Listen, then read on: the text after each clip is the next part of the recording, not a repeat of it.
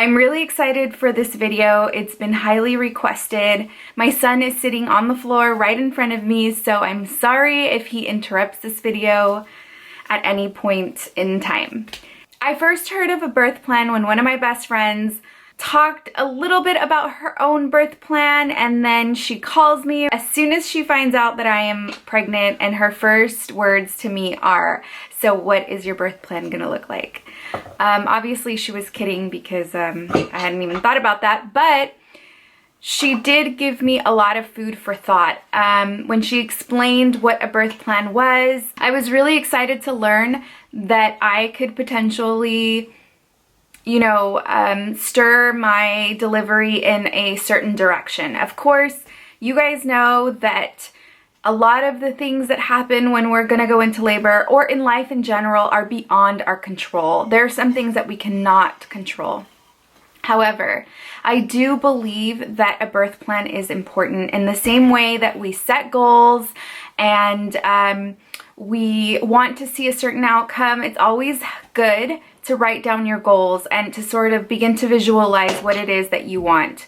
On a high level, a birth plan is just the types of outcomes that you want to see happen. Also, it gives your doctor direction in what you expect them to do or what you do not want them to do. And in most cases, they will honor it. I had a hospital that honored my birth plan. While I was searching for hospitals, that was what I was looking for. Are they going to honor my birth plan? And it just so happened that this hospital was really big on birth plans to begin with, and they 100% honored the birth plan. A lot of nurses have been nurses for a really long time, and they've seen the birthing world evolve. It's much more progressive now. At least it's trying to be much more progressive.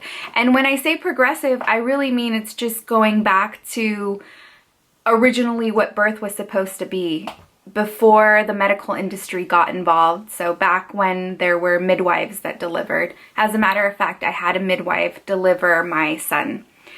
So a lot of the times, some of the nurses get really protective over the way they have done things in the past.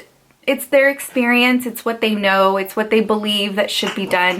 So sometimes you might be met with a little resistance, but I found that I was very firm on what I wanted, and my nurses respected that. There are websites that will guide you through writing a birth plan. If you don't even know where to begin, I 100% recommend looking for a website. I'll link the website that we used when we wrote our birth plan. Alfonso and I wrote this together, and I think it's really important for you to write this with your partner or whoever is going to be supporting you the day that you go into delivery. That way everyone is on the same page. So Alfonso found this website. It's called Earth Mama Birth Plan, and he really liked it because they send you your birth plan in a PDF form, and he just really liked it. I'm just going to walk you through my birth plan to give you any ideas, things that you haven't thought about that I executed in my birth plan.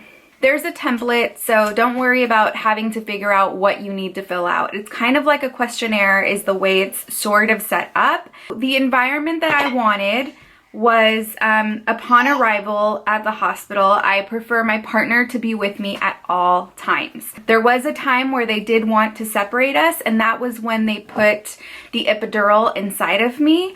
And I don't know, apparently, I don't know if people are allowed to be in there when that happens. Maybe not, because I think the needle is really big, but Alfonso, was very adamant, and he said it's on her birth plan. And so again, it's something they honored because it was on our birth plan. We did request that there would be no residents or students attending my birth. There were times where we had students observing during exams, and it was just really uncomfortable for me. I did have a list of people that I wanted in the room. At my hospital, I could have anyone I want in the room, but if they felt that someone was giving off the wrong energy or not contributing to a positive delivery, then the midwife or the nurses had reserved the right to ask them to get out, which I appreciated, because I think sometimes you might be in a situation where you're not able to ask somebody to get out, and it's just better if the hospital's get out. I don't know. there were specific requests that I wanted in the room, and that was a squatting bar. A squatting bar was just a bar that would help me perform a squatting birth. They didn't have a squatting bar. It was fine. I did say that I wanted to play music during my birth, and then I also wanted to film my birth and photograph my birth. For pain relief, I did request that they only give me pain relief if I requested it. That was something that I really wanted to try and have my labor without any pain relief medication. That didn't happen. I'll link a video down below in the description bar of my labor and delivery story so you can hear what happened. I'm not gonna talk about that in this video. In my plan for pain relief, I did have specific alternatives that I wanted to practice, and that was my breathing techniques that I had been practicing. I also wanted to listen to my hypnobirth. I'll link another video where I talk about hypnobirthing that was really helpful throughout all of my pregnancy. That's in my tips on how to deal with anxiety during pregnancy. I wanted the lights turned down while I was in labor. I just didn't want the harsh hospital lights. I also requested that I be able to walk during my delivery. That was really important to me because a lot of the times they'll tie you down and kind of keep you in the bed. But if you move around, not only does your delivery go by faster, but the pain is much more tolerable than when you're laying down. At least in my experience it was. So that was all during the first stage. Then we go into the second stage of labor, and I have certain requests in the second stage. I wanted to be able to squat. I wanted to be able to sit on the toilet because a lot of the time sitting on the toilet really helps a lot of women. It helped me a lot. I feel like it makes the labor move faster, so it was very helpful for me to be able to do that. I wanted to get perineal massages. That's when your perineal is being stretched out. Starting on the 36th week, Alfonso did perineal massages on me every night, so I wanted him to be able to do a perineal massage on me, or if the nurse wanted to do a perineal massage, which is what happened. Actually, my midwife was doing a perineal massage on me for a really long time, which really helps during the pushing process. For monitoring, I wanted to be intermittently monitored. That just means that you are monitored for certain periods of the time. You're not monitored the entire time. They did honor that up until we ran into a complication where they couldn't pick up on his heartbeats. And again, all of that story is in my labor and delivery story. I did request for them to not use stirrups during the delivery. I just found the stirrups, the idea of stirrups, a really unnatural feeling. I did want to have a squatting birth, but I did add the no stirrups thing just in case I couldn't have a squatting birth for whatever reason.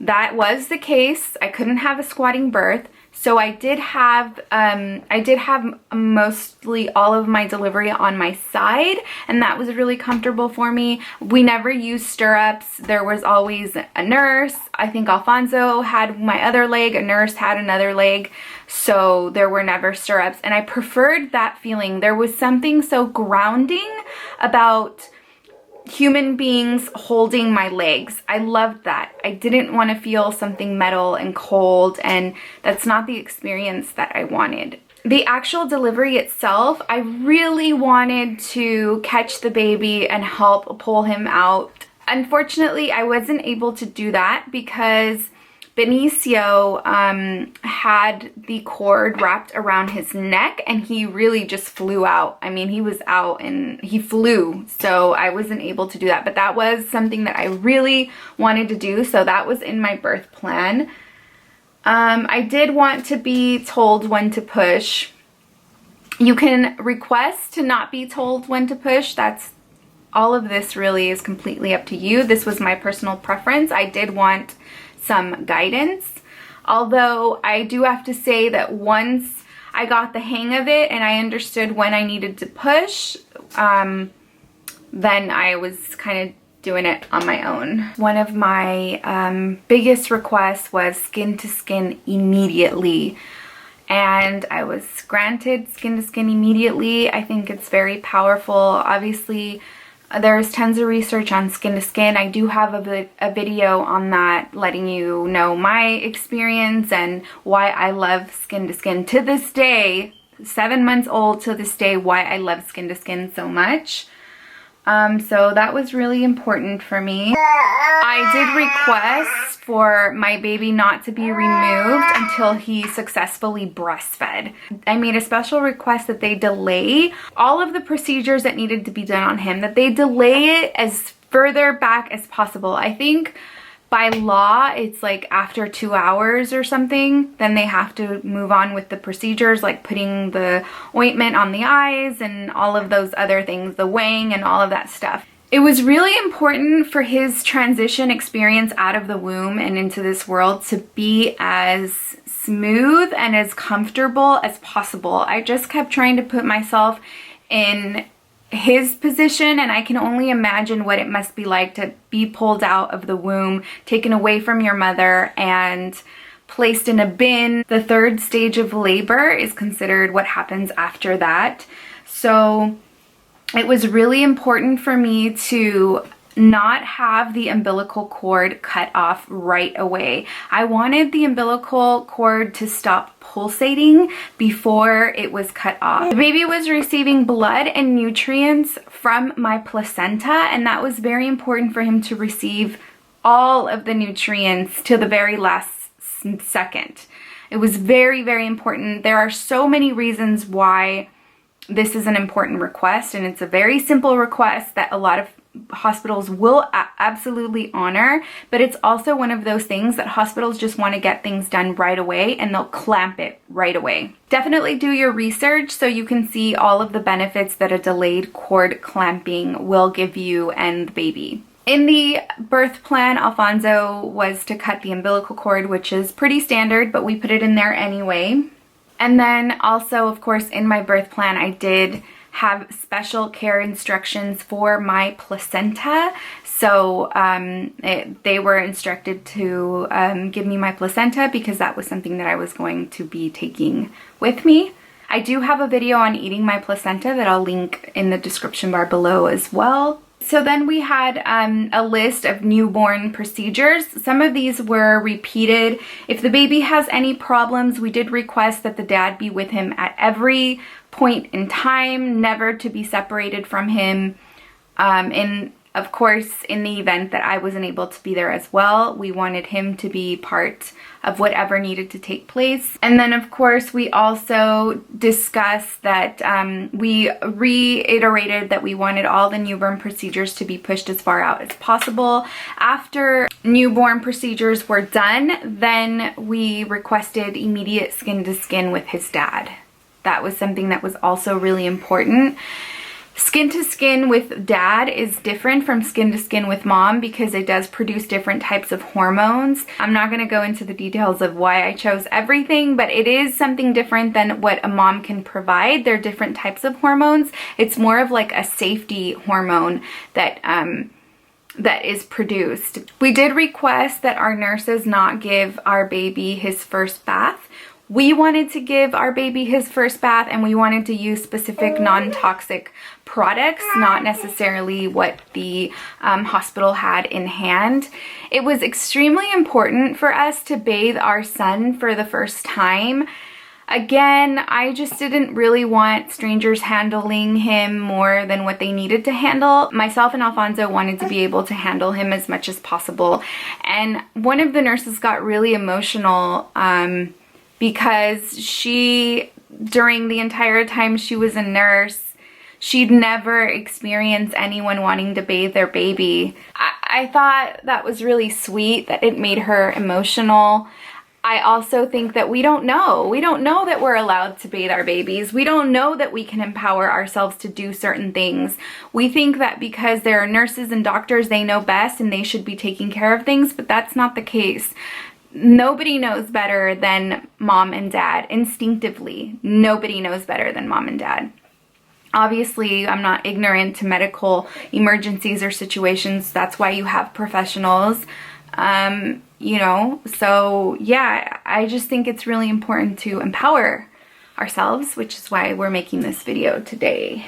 I did have a strong request for no circumcision for Benicio. I watched a video on circumcision. I'm sure you can watch it too. If you Google it or if you YouTube search it, it'll come up. I watched the actual procedure, and I watched testament of nurses and doctors that perform this procedure that no longer perform this procedure.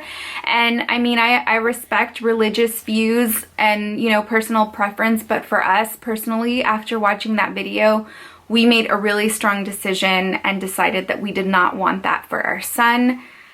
It was too crazy for me, and that wasn't the experience I wanted for him. And you know, God made you, I mean, if someone cut my clit off, I would be really mad, like livid. Wouldn't you be livid?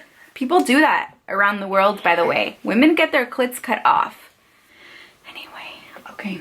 We did have a request that my baby was to be exclusively breastfed. That meant that absolutely no bottles or any pacifiers were to be given to him during the hospital stay. If he had to be fed without me for whatever reason, then a syringe would be used. We did request for full rooming with baby. That just means that the baby was never to be separated from me for whatever reason.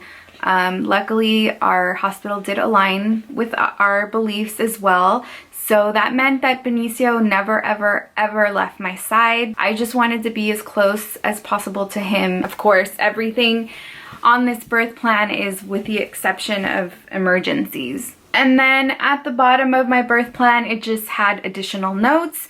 And for my additional notes, I just had the specific instructions on how my placenta was to be treated and who would be picking up my placenta and so forth. That is pretty much it, guys. There's really nothing to it. All we have to do is simply, you know, educate ourselves, do a little bit of research on what you feel comfortable doing, what you don't feel comfortable doing, and don't be afraid to have specific requests and envision the type of birth that you want to envision. I know that a lot of the times, you know, like I mentioned, there are things that are completely out of our control, but there's nothing wrong with having some sort of a plan. Absolutely nothing wrong with empowering ourselves and understanding that, you know, we have the power. We have a power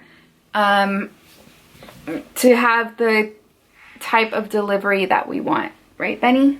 Thank you guys. I hope you found this video helpful. If you did, please give it a thumbs up.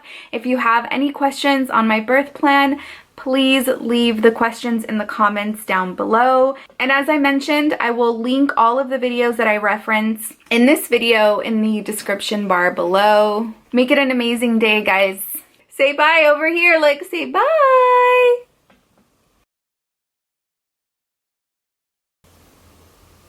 Thank you for letting me pick your nose.